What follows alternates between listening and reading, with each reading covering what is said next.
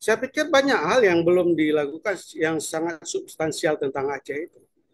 Kalau bendera, kanun, itu kan itu memang sudah ada kan, sudah di lembar daerah kan, tapi tidak berani dinaikkan karena ada persoalan psikologi politik. Jadi ini bukan persoalan main-main. Ada orang yang tidak siap dengan naiknya umpamanya eh, gambar bulan bintang ada les hitam putih itu. Demikian juga dengan himne Aceh dan lain sebagainya. Tapi banyak sekali persoalannya bukan itu saja kan. Jadi, saya yang sangat saya sesali kemarin itu tidak jadi pilkada saja nggak ada yang berjuangkan. Kenapa diam saja? Itu kan juga bagian dari integrasi dan penguatan spesialis Aceh dengan UPA. Nah sekarang apa yang mau diperkuat lagi kalau semuanya sudah diterabas, semua sudah dilangkahi, sudah di tidak dihargai lagi, dan ini memang strategi politik secara nasional mungkin tidak disadari oleh kita sendiri orang Aceh.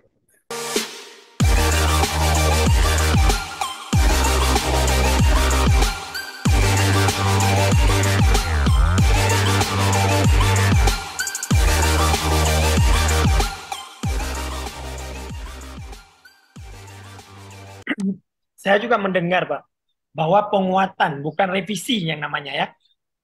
Sekarang namanya adalah penguatan Undang-Undang Pemerintahan Aceh, terutama adalah Lex Spesialis yang tadi, Pak ya, adalah bendera, lambang dan lain-lain. Apakah cuma sebatas itu, Pak? Harus ada baru Aceh ini jalan dalam hal pemerintahan, Pak. Saya pikir banyak hal yang belum dilakukan yang sangat substansial tentang Aceh itu. Kalau bendera, kanun, itu kan itu memang sudah ada kan, sudah di lembar daerah kan, tapi tidak berani dinaikkan karena ada persoalan psikologi politik. Jadi ini bukan persoalan main-main. Ada orang yang tidak siap dengan naiknya umpamanya eh, gambar bulan bintang ada les hitam putih itu. Demikian juga dengan himne Aceh dan lain sebagainya. Tapi banyak sekali persoalannya bukan itu saja kan. Jadi, saya yang sangat saya sesali kemarin itu tidak jadi pilkada saja nggak ada yang berjuangkan. Kenapa diam saja? Itu kan juga bagian dari integrasi dan penguatan spesialis Aceh dengan UPA. Nah sekarang apa yang mau diperkuat lagi kalau semuanya sudah diterabas, semua sudah dilangkahi, sudah di tidak dihargai lagi, dan ini memang strategi politik secara nasional mungkin tidak disadari oleh kita sendiri orang Aceh. Kita kan cuma rakyat biasa. Mungkin kalau ini pun kalau ada yang tidak senang dengan kita bicara, ada yang bilang nyampa nih nah urung pungo. Jadi persoalan urung pungo ini lah nggak ada masalah kan. Memang Aceh ini mengalahkan Belanda karena pungo. Indonesia ini juga merdeka karena orang Aceh itu pungo mau mengumpulkan uang emas dan lain sebagainya beli pesawat jadi modal termasuk mencetak uang Aceh di Bukit Tinggi buang buang rupiah di Bukit Tinggi itu kan modal. Jadi persoalannya ya persoalan politik juga. Demikian juga karena pungonya orang Aceh itu juga ya hari ini kondisi Aceh dianggap Aceh itu masih status pungo yang Belanda tidak berani lawan. Ternyata hari ini tidak tidak bisa kita perlihatkan bahwa Aceh itu punya integritas dan punya kemampuan dibandingkan daerah-daerah lain. Demikian juga saya pikir kalau alasan tidak punya uang 400 miliar untuk melaksanakan Pilkada 2022, itu kan konyol. Suruh kumpul aja uang penggri orang Aceh itu bisa lebih 400 miliar. Jadi kan penyelenggara pemilu juga tidak berintegritas. Jadi ini persoalan integritas Aceh itu, pertaruhannya apakah saya nggak tahu apakah ini nanti dianggap politik identitas atau politik lokal. Saya pikir integritas partai politik lokal ini juga harus diperlihatkan. Tapi kalau hari ini saya masih sudah sangat khawatir akan semakin berkurang.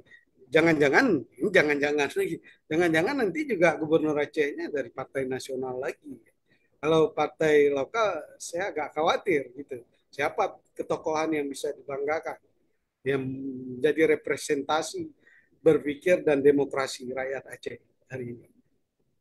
Ya, terakhir Pak Taufik, mungkin ada apa harapan Bapak Taufik ke Aceh secara keseluruhan ya, ke Aceh secara keseluruhan, apa perbaikan-perbaikan yang Bapak Taufik gagaskan ke Aceh, Pak? Saya mau lebih baik gitu, tapi yang mau berharap sama siapa? Coba. Eksekutif, legislatif, yudikatif hari ini tiga-tiga trias politika atau tripartit politik ini hari ini dipertanyakan orang. Jadi kita mau berharap pada siapa? Harapan kita besar.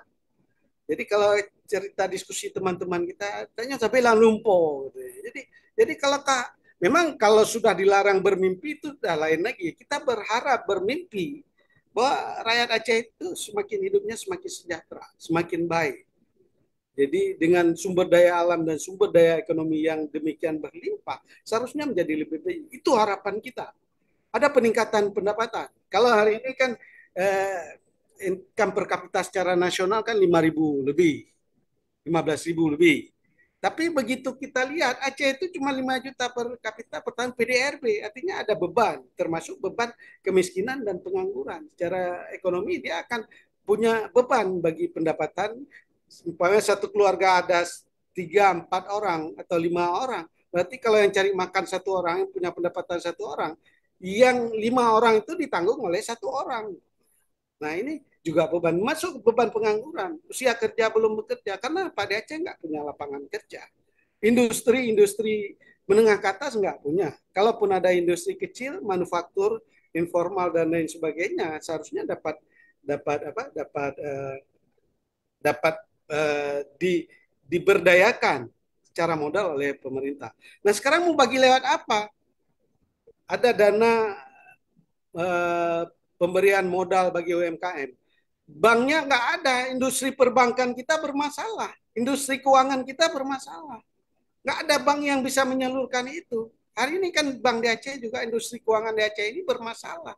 Hanya 2 single banking. Yang lain tinggal taruh aja syariah, syariah, syariah, syariah. Itu jadi masalah.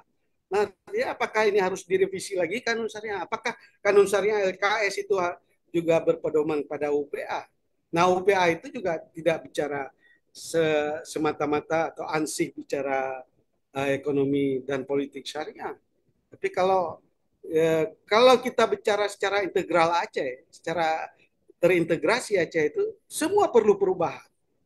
Jadi baik perubahan kehidupan ekonomi, politik, sosial, budaya, keagamaan, institusi dan lain-lain sebagainya, termasuk hak-hak asasi manusia, hak perempuan, hak anak, ini juga harus dihargai, harus ada perubahan. Jadi kadang-kadang menghargai sesama kita aja kita tidak mampu, bagaimana kita mau lakukan perubahan. Nanti kalau ada yang sedikit berlainan dengan kita, kita katakan ekstremis, pengkhianat, cuma dan lain sebagainya. Ini kan jadi masih simbol-simbol tidak harmonis itu masih ditonjolkan. Jadi kita inginkan ada harmonisasi kehidupan dan lebih baik, pendapatan tinggi, kesejahteraan tinggi, dan itu berlaku secara jangka panjang. Ada kehidupan peningkatan tren kehidupan secara proaktif semakin menaik dan terintegrasi. Ada kita berpikir sustainable development Aceh itu, ya artinya tidak semena-mena seperti sekarang merusak hutan dan sumber daya alam Aceh. Nah, tingkat air saja kita sangat prihatin, air minum kita sangat prihatin, apalagi kita bicara yang lain-lain. Kalau bicara emas, minyak itu kan itu udah menggunakan teknologi industri yang lebih modern dan lebih canggih. Kalau Pak Taufik melihat ada kemungkinan berubah ke depannya, Pak. Perubahan ke depan, kalau memang Aceh-Aceh itu benar-benar Aceh, ya berubah. Tapi kalau tidak Aceh, saya masih khawatir. Karena apalagi kan semua itu diatur secara nasional. Kalau nasional berarti kan kita harus Aceh itu menjadi penyeimbang kepentingan politik nasional semua. Artinya kalau ada sumber daya alam Aceh bukan hanya untuk Aceh, cuma persentasenya saja. Kita juga nggak tahu yang 70-30 itu aja dari kali berapa juga nggak tahu. Kan. sudah cukup banyak resource Aceh yang diambil, sumber daya alam dan sumber daya ekonomi Aceh dikeruk dari sejak sesudah mereka mungkin tahun 73 jumpa jadi pertaruhan sehingga menciptakan gerakan separatis lagi. Ya, menurut itu bahasa separatis itu kan kalau dalam teori politik kan bahasanya penjajah umpamanya. Nah, kalau atau ekstremis bahasa Belanda ekstremis dan lain sebagainya dan tidak ada pengakuan secara sah politik Aceh itu ya saya pikir nggak. Meskipun kita sudah punya UPA, ternyata secara politik kita lemah. Cara hukum dan standar legalitas Aceh itu masih lemah. Saya bukan bukan seolah-olah mengharapkan wah ini Aceh ini tidak, tapi artinya bahwa kita tidak ada Aceh. Jadi Aceh itu masih bagian integral dari Indonesia. Itu yang harus kita pahami. Kalau terintegrasi dengan Indonesia berarti kita harus memakai undang-undang Indonesia lebih hebat daripada undang-undang UPA. Jadi kalau dikatakan leg spesialis tadi saya nggak tahu juga bagaimana kita mau lihat dari sisi apa leg spesialisnya.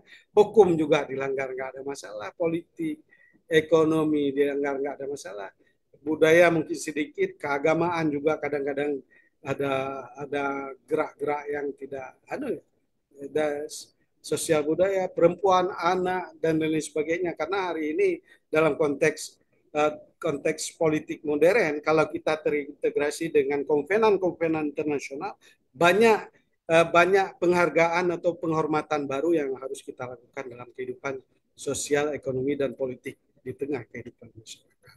Jadi harapan saya berubah. Tapi Aceh itu ada atau enggak? Itu yang jadi tanda tanya.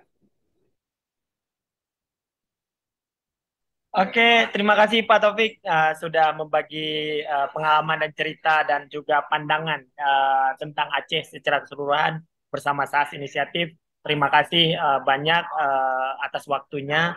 Saya akhiri Pak dan selamat beraktivitas kembali Pak Taufik dan juga pemikirannya jangan pernah kendor biarpun orang mengatakan pengamat apa itu ya saya juga mengamati statement-statement daripada orang yang tepeh ya orang yang tepeh yang mengatakan bahwa pengamat apa metodenya pengamat akademisi juga mengatakan bahwa apa metodologi yang dia pakai kenapa dia begitu apa sebenci apakah dia ke partai lokal dan lain-lain Pak Taufik ya terima kasih banyak terima Oh kasih ya. assalamualaikum warahmatullahi wabarakatuh.